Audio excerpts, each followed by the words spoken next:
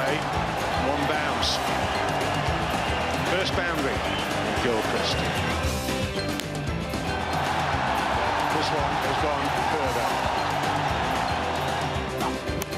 Well, this time launched away, and that's going high into the sky, virtually like a scud. Cleared long on. Gilchrist going large. That is a magnificent stroke. It's his third big six of the innings. Yes! A World Cup 100 to savour. The fastest ever in a final from a cricketer who continues to amaze us. Yeah, he'd been called the greatest wicket-keeper batsman in the history of the game. That's because he is. Adam Gilchrist, what a thrill to have you on the show. Mate. Welcome, my friend. Thank you. Thanks for having me. That was 10 years ago. I don't know if we're to the day, but that was 10 years ago, that World Cup win. Your preparation for that match-winning 100 was terrific, wasn't it? Yeah, I was in a very deeply relaxed state. I was actually asleep when the umpires came, and our fielding coach, Mike Young, came and said the umpires are on their way. Because we won the toss, batted first, but then it rained in between the toss and the first ball being bowled. So nervous energy, World Cup final. So I just found a quiet spot in the gymnasium out the back of the change room and decided to close my eyes and just rest, and actually fell asleep. I love it because I'm very confident about tonight because you were sleeping in the green room. Obviously, Crash was talking about it. That's right. Good team meeting. Actually, Billy, are you a hooting Blues, go for absolutely, yeah. Blues I sort of went off the radar for the last 10 years, Yep. but back on board with the Blues. Yeah, for sure, born and bred. That game, and there's so many things we could get to. That was fascinating the way that ended. I mean, Australians cricketers have obviously they do play well in the dark, obviously, and that's how it ended, wasn't it? It was phenomenal. It was, and this doesn't do it justice as to how dark it was.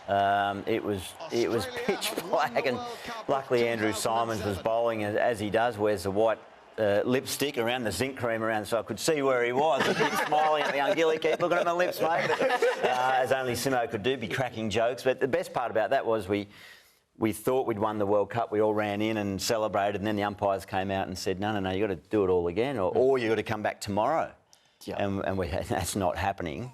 So we bowled the 3 overs that were required, and then we celebrated again. So we got to celebrate the World Cup twice in one day, which was good. And then we celebrated the next day. And exactly. Gilly, can we talk about the future of cricket? And it seems to be 2020, and you're involved with the BBL, and we know the enormity of the IPL as well and how big that is. Can you remember that first auction that you got picked up with the IPL and what it was like with the players and how big it was, and when you started thinking, well, this 2020 thing could really take off? Yeah, I remember. It's a really good question, Fitz. My first thoughts on 2020 was that it's Mickey Mouse cricket. It's not real. We played England in a game at the SCG and packed crowd. I was mic'd up to the commentators. We had fun. And I remember Haydos coming down mid-pitch saying, "This is the future." Yep. And I'm going, "No, mate, this is terrible. This is not the real stuff." But I've well and truly flipped. The more I played, the more I realised that finally cricket had found and not many sports can do it, can find a tailored version that doesn't compromise the actual game too much and find a modified version that still has the basic constitution of cricket and the rules and the numbers of players and the skills required to be successful at it. Yeah. Not many sports can do that, and cricket's found that, and that's why 2020 is so popular. What did you go for on your first auction, and how did you find out? Were you there watching? How did it all happen? Yeah, that's right. So back in answering that first IPL, we'd heard about it. It's a bit like what I would imagine the World Series. Cricket days must have been like there was rumour about what it might be and what players could earn a couple of $100,000 for 6 weeks cricket. And we're, whoa, wow, that's 2020, it's 3 hours. Yeah. We were training at the MCG when the first auction results came out, and I think I went for about 600, 650, which is good call. Unbelievable. Yeah. And then word filtered out, Simo, 1.2, 1.3, wow. I think he was. Andrew Simons, 1.2. Yeah, and we're out trying to.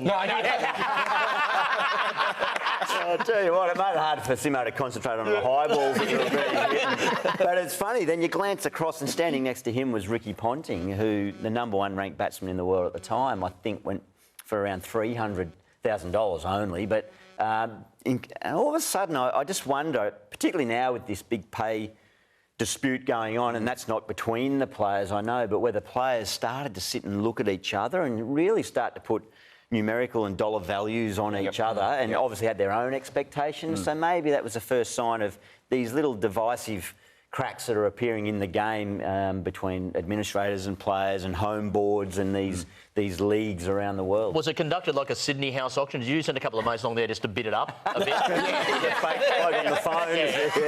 Dummy bidders. Adam, you were just really starting your Australian career in that mid to sort of late 90s when the last thread of strike action and the unrest between sort of the board and the players happened, and you were really led well by Taylor and Healy and Waugh and these guys. Do you see a similarity at the moment, and can you see an end to this? I can see a similarity. I can see, the players are sticking together in that unity, and that was certainly the case back then. And I was a young player, having my very first sort of contract with Cricket Australia dangled in front of me, and here were my senior peers saying, "Don't sign it, don't break, don't crumble," and we didn't. And 20 years later, conditions are fantastic for players now. There's no doubt about that. So that end result has been terrific. There'll be an end. There will be an end to it. We're nearly at June 30, so that's approaching quickly. So who I wouldn't be surprised if they've been meeting in the last few days, the Players Association and the board. I think both teams and sides are going to have to compromise. And having spoken to people in both parties, I think they're both starting to say that and understand that. So it's a matter of getting to the table. If it needs mediation from an external source, maybe, but I think they're possibly moving forward without the requirement of a third party to come into it. Do you sense more swagger amongst the players because they're just more wealthy? I mean, a lot of them are worth $10 million now. What would you have been on in '97? Big money or? I think my first Cricket Australia contract was $30,000. Was it? So for me, that was life-changing at the time. And, that was just before you even have to go out and hit a ball. But, of course, there's match payments and so on. But definitely more swagger, more confidence. The players have, formed their own company for their IP. So they're saying post, July 1st, you can't promote the game with our image unless we're on contract. So that's swagger. That's knowing that, as players have alluded to, you can go to the IPL, you can go to the Caribbean League, to the English tournament, 2020 tournaments everywhere. So it's a different dynamic now from what it was 20 years ago. I think Cricket Australia are offering a very, very fair deal for players that no one's going to go without, and everyone's growing and increasing. But I do see it from a player's point of view as well, of sticking together. But I do hope the players, in being concerned that the top players could have signed on and earned a lot more. But they're saying we're sticking by the other cricketers of all levels.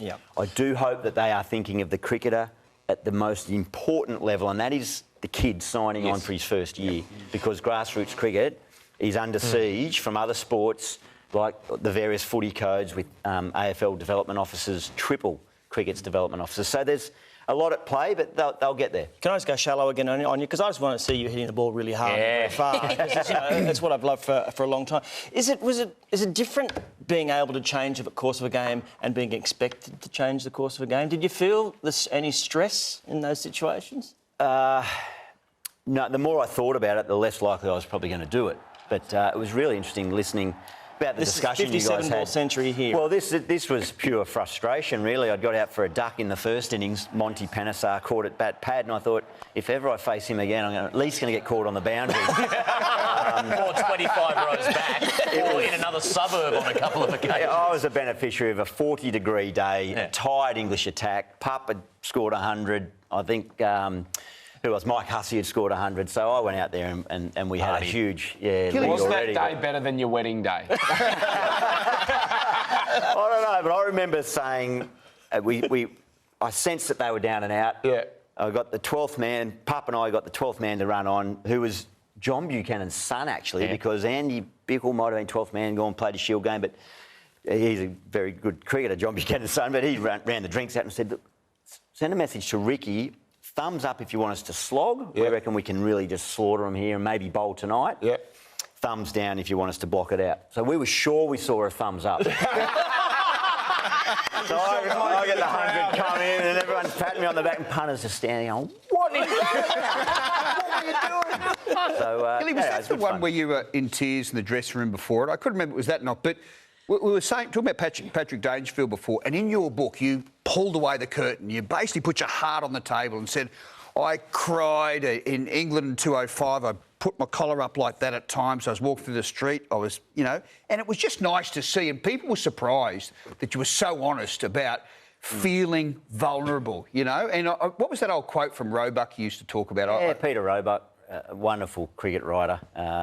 He wrote a line that I could really relate to about cricketers wear a cape of bravado. And I think all sports people, particularly on the big stage, the more times you go out there, the more chances for success, but also the more chance you expose yourself to some sort of situation where people can basically jump on top of you and really see your insecurities. So cricketers wear a cape of bravado, and I could relate to that. You go out there, and that's probably the most talked about thing out of my book, Crash, is people saying, couldn't believe how, not negative, but how much self-doubt you had. Yeah. And I think I can relate to Alex Fasolo and what Dangerfield said is everyone has doubt to some stage. And around that Ashes 100 was the greatest point in my career where I had self-doubt, where I thought, have I fluked it to this point? 9 years in, have I bluffed my way? And now everyone... Nice way to wash it away, Gilly. Exactly. It's ready to go around the wicket and, I'm gone, a head case. But I can understand that doubt. I can't believe we've gone this all the way to having said the words Shane Warne to you, but we have to... Could you just hang around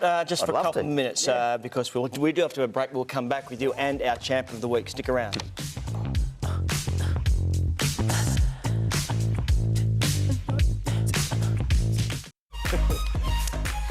Welcome back. Adam Gilchrist is our special guest. I just want you to talk me through some footage, very famous footage. Steve Waugh, the 4 off the final ball. This is your part in it. There, talk us through. Well, that was the second last delivery. I was on 48, and I thought if I hit this for 4, I could get to 50, but no, I got Tugger on strike, smashes it for 4. I went for the big high 5. He just brushed me.